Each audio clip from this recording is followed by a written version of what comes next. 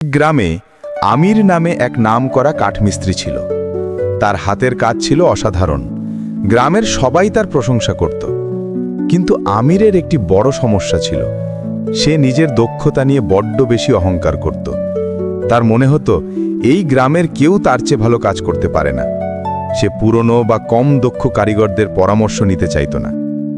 একদিন গ্রামের প্রধান আমিরকে একটি নতুন মসজিদ তৈরির জন্য একটি বিশেষ দরজা তৈরি করার দায়িত্ব দিলেন।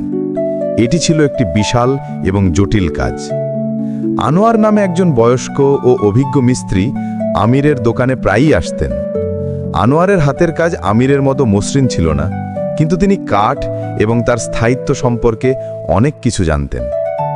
দরজা তৈরির কাজ শুরু করার আগে আনোয়ার আমিরকে ডেকে বললেন, দেখো আমির, দরজাটির এই অংশটিতে কিন্তু খুব শক্ত শাল কাঠ ব্যবহার করা উচিত।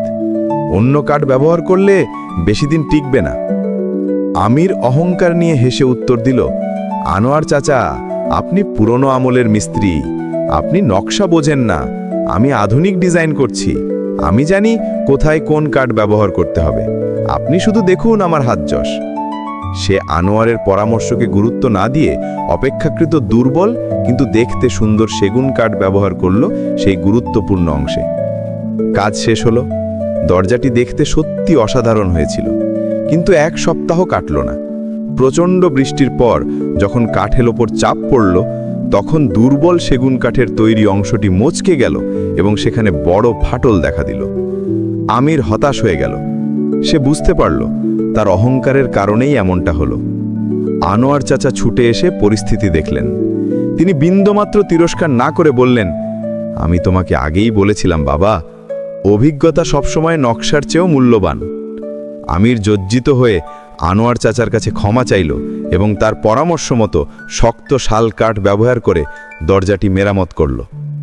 সেই দিনের পর থেকে আমির তার অহংকার ত্যাগ করল এবং অভিজ্ঞদের কথা মনোযোগ দিয়ে শোনা শুরু করল। নীতিকথা: জ্ঞান বা দক্ষতা নিয়ে অহংকার করা উচিত নয়। অভিজ্ঞ ও প্রবীণদের পরামর্শ শোনা বুদ্ধিমানের কাজ।